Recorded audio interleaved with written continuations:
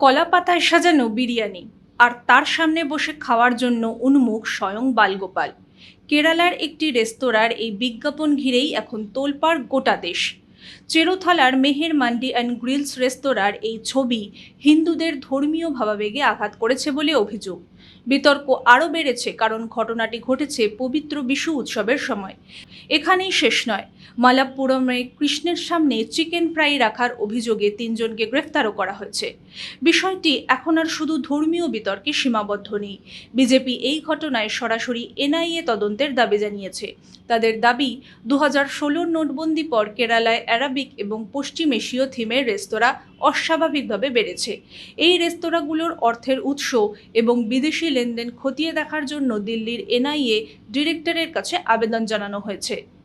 ধর্মীয় অনুভূতিতে আঘাত, নাকি এর পেছনে রয়েছে কোনো বৃহত্তর আর্থিক নেটওয়ার্ক? তদন্ত কোন দিকে যায় সেটাই এখন দেখার বিষয়। ব্যুরো রিপোর্ট, মাধ্যম।